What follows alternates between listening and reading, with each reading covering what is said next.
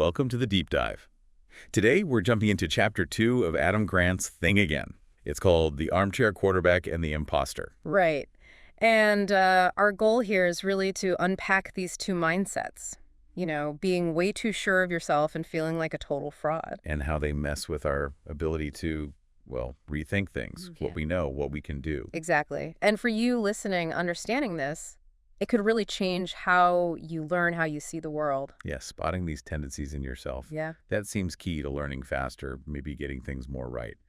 Okay, so where do we start? The overconfidence trap, the armchair quarterback. Let's do it. This ties right into the Dunning-Kruger effect. Have you heard of this? I have, yeah. It's that idea that, well, the less you know, the more confident you are, sometimes. Precisely. It's quite the paradox. People with the least actual skill in something are often the ones rating themselves highest. There's that quote, isn't there? Something like, yes. The first rule at the Dunning-Kruger Club is you don't know you're a member of the Dunning-Kruger Club. It's an unawareness of your own incompetence, basically. wow. And you see this pop up in just everyday knowledge, right? Things people assume are true. Oh, definitely. The book lists some great examples, like, does the U.S. have an official language? I feel like most people would say English, but Yeah. no. No, it doesn't. Or the Salem witches everyone thinks burned at the stake. But they were hanged, weren't they? They were. And Walt Disney drawing Mickey Mouse? Someone else did that. By works. Yep, works. And the Great Wall from space. Not visible without help, right? And the sugar rush thing with kids. Turns out the effect is pretty much negligible on average. It's amazing how widespread these misconceptions are. It really is. And connecting that back, Yeah. it shows how easily we just accept stuff without checking. Exactly. And if we feel like we know, if we're certain... Then why would we bother rethinking? We've got the answer. Right. Which, you know, can have some pretty serious consequences in the real world. Like the example in the chapter about Davy Oddsson, the former central bank governor in Iceland. Yeah, that's a striking case. He didn't have an economics degree, but apparently showed very little awareness of potential knowledge gaps. And he even ran for president later on. The book calls him utterly blind to his blindness. That's quite a phrase. It really captures it. This armchair quarterback syndrome, as Grant calls it, it's a major block to rethinking. Certainty just closes the door. You don't even look for flaws if you're sure you're right. You're just stranded. Stranded at the summit of Mount Stupid is the analogy used. Oh, right, Mount Stupid. You think you've reached the peak of knowledge. But you're so confident you can't see the actual mountains towering above you. You don't know what you don't know. And this connects to that gap between confidence and actual competence, doesn't it? Especially the gender differences mentioned. It does. The book points to a meta-analysis. So, looking at lots of studies showing men tend to overestimate their leadership skills, while women tend to underestimate theirs. That's really interesting. The implications of that are huge. It really makes you think. So if overconfidence is such a problem, what about the other side? Feeling like an imposter? Yeah, that feeling like you're faking it, you're going to get found out any minute, even when you're actually doing well. Surprisingly, Grant argues that can actually make us better. Better learners, anyway. How does that work? It seems so counterintuitive. Well, the idea is it links to humility. There's a quote from psychologist Elizabeth Mancuso. Learning requires the humility to realize one has something to learn. Okay, that makes sense. If you think you know it all, you're closed off. But if you feel like maybe you don't know enough. You might be more open to actually learning something new. It fosters curiosity. So it's not about zero confidence then? No, not at all. That's the paradox. Grant talks about a sweet spot of confidence. Okay. It's about being confident in your ability to learn, your capacity to figure things out and reach future goals. But maybe not so confident about your current knowledge or the methods you're using right now. Having some doubt there. Exactly. That doubt about your current tools keeps you questioning, keeps you seeking better ways, keeps you open. That sounds like the research on Reluctant Leaders by Danielle Tussing. Yes.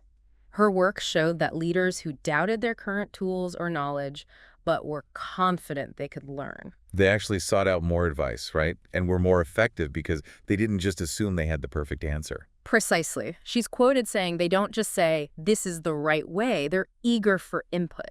They want to find better ways. Yeah, you can kind of see these two opposing cycles forming then. Definitely. There's the rethinking cycle, which is positive. It starts with humility, recognizing you don't know everything. Okay, so humility. Yeah. That leads to doubting your current knowledge. Right. which then sparks curiosity. You want to find out more. Curiosity leads to discovery, finding new information, new perspectives. And that discovery reinforces your humility because you see there's always more to learn. It's a growth loop. Okay, I like that. Yeah. But then there's the flip side, the overconfidence cycle. Yeah. How does that one work? That one starts with pride, an inflated sense of what you know. Okay, pride leads to conviction, being really sure you're right. Yes. And that strong conviction makes you susceptible to biases. Confirmation bias, for one. Where you only look for evidence that supports what you already believe. Exactly. And also desirability bias, favoring conclusions you want to be true. And those biases then lead to validation. You feel like you've proven yourself right. You do, which then circles back and strengthens your initial pride. It's a closed loop that locks you into potentially wrong beliefs. Very dangerous. Definitely sounds like something to avoid. Breaking out of that seems crucial. What makes it so hard, though? What are the internal barriers? Well, one big one Grant talks about is the totalitarian ego. The totalitarian ego. Sounds intense. It is, kind of. Think of it like an internal dictator controlling the flow of information. Its main job is to protect your self-image and existing beliefs. So it filters reality to make us look good, basically. Filters out things that challenge us. Pretty much. It wants to maintain consistency and protect our ego. It makes it hard to admit we're wrong. Is that like the lawful example from the Harvard study? Yeah. The guy who reacted badly when his ideas about technology were questioned. Exactly that. His belief was so core to him, questioning it felt like a personal attack. Strong resistance to rethinking. Yeah, our beliefs can really become part of our identity. They can, which is why shifting perspective is key, like Danny's view mentioned in the book. Oh, right. Being wrong is the only way I feel sure I've learned anything. Yeah.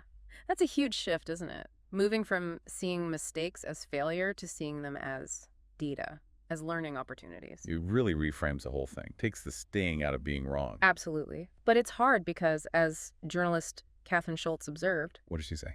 although small amounts of evidence are sufficient to make us draw conclusions, they are seldom sufficient to make us revise them. Oof, yeah.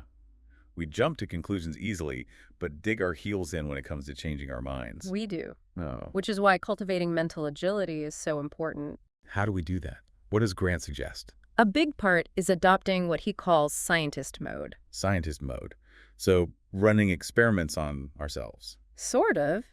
It means actively searching for reasons why you might be wrong, not just reasons why you must be right. Ah, okay. So you treat your beliefs like hypotheses to be tested, not truths to be defended. Precisely. And you revise your views based on the evidence, just like a scientist would. That requires intellectual humility then, recognizing you don't have all the answers. Absolutely essential. And admitting mistakes not as weakness, but as intellectual honesty. Strength, even. Like that physicist, Andrew Line, who admitted a major error publicly. Yeah, and got a standing ovation. It shows that, at least in some fields, that honesty is deeply respected. So, okay, let's try and pull this together as we wrap up. What are the big takeaways for you, the listener, from this chapter? I think the main thing is watch out for overconfidence. It really blinds you to what you don't know and stops you learning. Right. The armchair quarterback. But also, don't dismiss self-doubt entirely. That imposter feeling, when managed, can actually fuel humility and curiosity. That sweet spot of confidence in your ability to learn, but humility about what you know now. Exactly. Embrace that scientist mode. Mm-hmm. Be willing to question yourself, seek out reasons you might be wrong, and see being wrong as a chance to learn.